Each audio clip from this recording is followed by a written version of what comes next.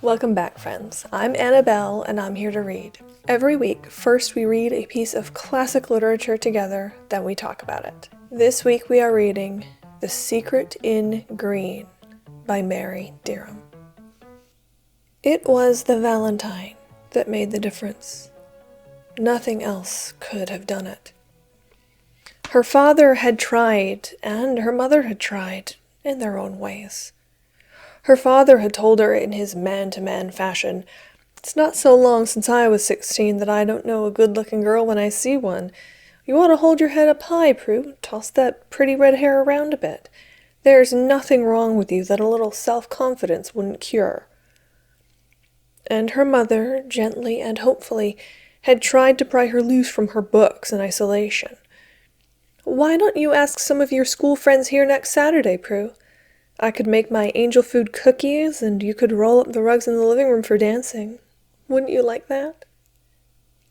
But until the Valentine came, Prudence had only smiled wistfully and negatively at these indications of her parents' concern about her social life. Parents were sweet. They tried to help you. But what did they know about the requirements for social success among teenagers? Prudence, almost 16 and a junior in high school, knew too well what these requirements were. You had to be pretty, like blonde Susan Brigham or petite Jackie Carr. You had to be gay and witty like Babs Sinnett. You had to have a way with the boys, as all these girls did. And Prudence, examining her small pointed face and bright red hair in a mirror, or flushed and tongue-tied at a mere hi from a boy, knew that in all these requirements she was hopelessly deficient. Then, on the morning of February 12th, the Valentine arrived in the mail. "For you, Prue," her mother said, handing her an envelope neatly printed in green ink. Prue stared at the address, almost unwilling to open the envelope and solve the mystery of what was inside. Then, after a moment's hesitation, she opened it. Inside was a Valentine, a big one, the 25-cent kind she had seen at the stationery shop near school. There was a red heart on the outside, the silver arrow piercing it, and a trimming of paper lace. But inside there was no signature, just a question, printed in the same green ink as on the envelope. "On behalf of the guys at Union High, why don't you give us a break, Prue?" Who could it be from? Jake, who had once lived next door to her, and who of all the boys at Union she felt the least shy with? No, that was silly. Jake was always friendly, but he would never think of her in a boy-girl way. These days, Jake was a popular senior, dreamboat of half the female enrollment in Union, and to him, Prue was still just the nice kid he used to play cowboys and Indians with. Still, it was not entirely impossible that Jake had sent this to her. Prue burst into a giggle as an intriguing thought occurred to her. It was not impossible that any one of the boys at Union High had sent this Valentine. She was suddenly glad that the sender had not signed his name. "It's a Valentine," she told her mother. "Unsigned." Her mother smiled at the glow of excitement on Prue's face.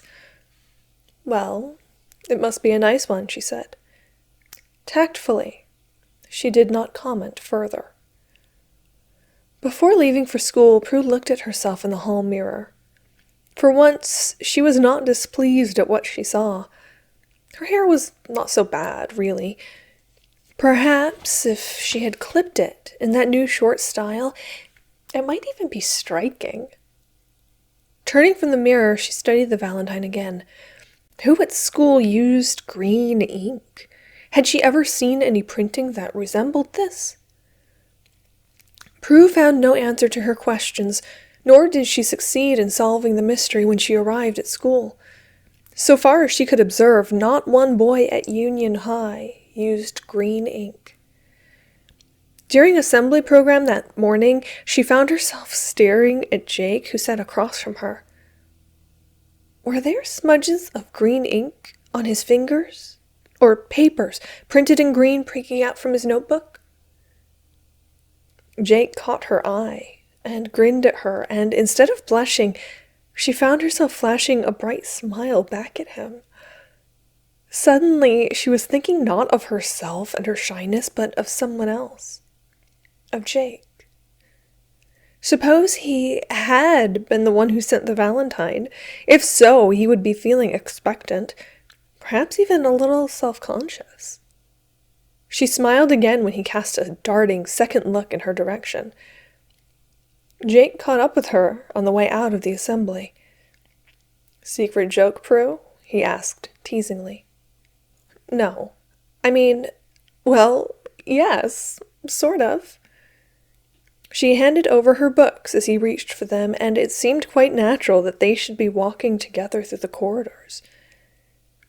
"Whatever the joke is, it must be a good one," Jake said. "You've got the merry devil dancing in those big green eyes." Green eyes? Prue made a mental note to examine her eyes when she got home. She had always thought of them as more on the grayish side. Green eyes. Green ink. She laughed again, delighting in the wonder of the day. "Are you still the speed king of the skating pond, Jake?" she asked. "Hey!" He stopped and looked down at her in a pleased kind of way. "How'd you know about that?" "Oh, it's the talk of the school," Prue said lightly, as though she would of course know what the talk of the school was. Actually, it was only the day before, when she was getting some books from her locker, that she had heard some of the girls talking about how Jake had won 3 cross-the-pond races over the weekend. Prue herself never went to the skating pond, though she loved to skate. The high school crowd was usually there, in couples, and she was too proud to go alone. Jake handed Prue her books as she reached their classroom, but he seemed in no hurry to leave. "How's your skating these days, Prue?" he asked. "You used to be good when we were kids, but I never see you at the pond." "Oh, I can still stay on my legs," Prue said, "and do a figure 8 once in a while." The warning bell for the next period rang, and Jake glanced at his watch nervously. "Look," he said, "I'm late, but would you like to go to the pond with me this afternoon after school? A bunch of us thought we'd skate for a couple hours, then land up at Nick's for hot chocolate afterwards. Could you come, Prue?" "Why, yes, I'd love to." "Do I sound as if I were accepting my first date?" she wondered. "Can he hear me turning cartwheels inside?" "Swell," said Jake. "I'll pick you up at your house at 3:30 then." And he was off at a gallop as the final bell rang for the class period. Prue got home at 3 o'clock, and she had already run halfway up the stairs when her mother's voice reached her. "Come in and say hello to us, dear. Dad's here. He got home early today." Prue crashed back down the stairs and rushed into the living room. "Hi," she said breathlessly.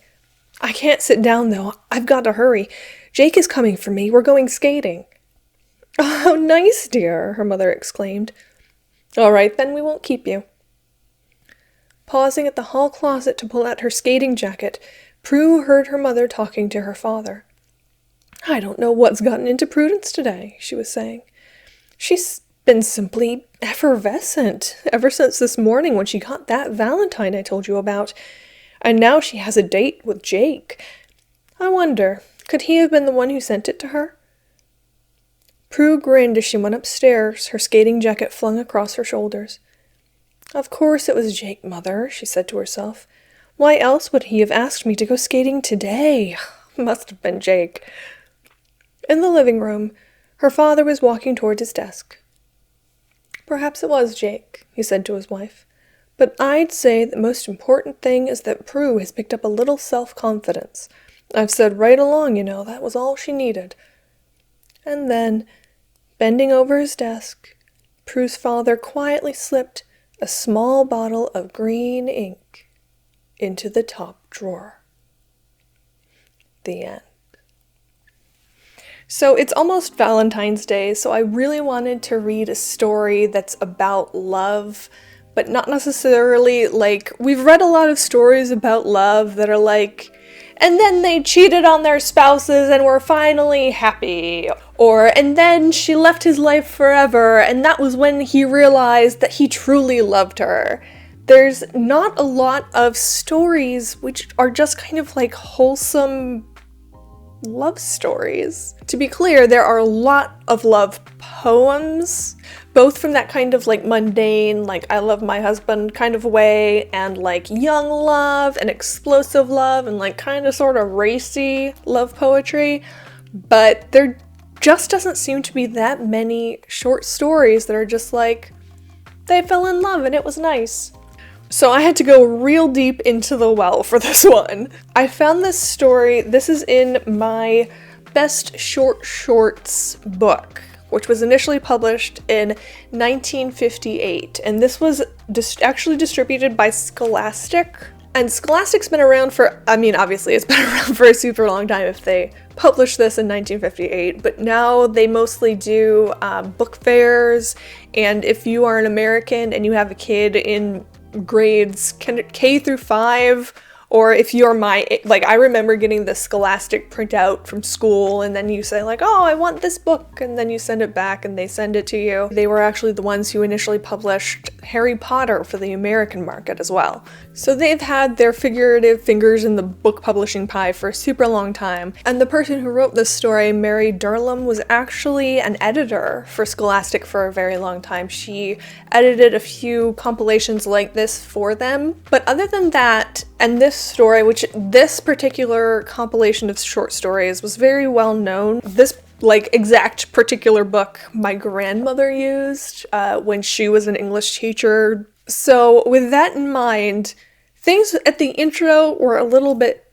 different, not only because this story is relatively newer, but also because as an editor, Mary Dirlam was relatively unknown. But even now, the only picture I could find of her online, because I usually like put up, photos of the author, the only picture I could find of her online was the one from her obituary, and that seemed just a little bit too disrespectful, even for me, to take a picture from someone's obituary. And as always, that's not funny. I'm just very uncomfortable and I giggle when I'm uncomfortable. But in researching Mary, she had a long career and not all of it was spent writing, a lot of it was spent editing. As someone who is an editor and my byline doesn't show up as often as it used to, that very much resonated with me personally before we even got to the story. I do like the idea from the story that all that Prue needed was a little bit of confidence. And in this particular case, I don't really take exception to the fact that her parents were like, you need to read less and go outside more, because that's... I've heard that sentiment before. Because Prue was clearly unhappy with that, whereas I've frequently heard that as like, you need to go outside more, but I'm happy being inside and reading books, please leave me alone. But yeah, I wanted a nice, wholesome love story for Valentine's Day, and this one is really good and wholesome. But I will say that if Prue ever finds out that it was her father, she's gonna need so much freaking therapy. I hope you really enjoyed this nice, wholesome little love story as much as I did. If you did, make sure to like it down below so that not only do I know that you like it, but YouTube knows that you like it, so maybe you'll see more of me and or more stories like this in the future. And while you're down there, don't forget to subscribe because you don't want to miss next week's work of classic literature. Hope to see you then.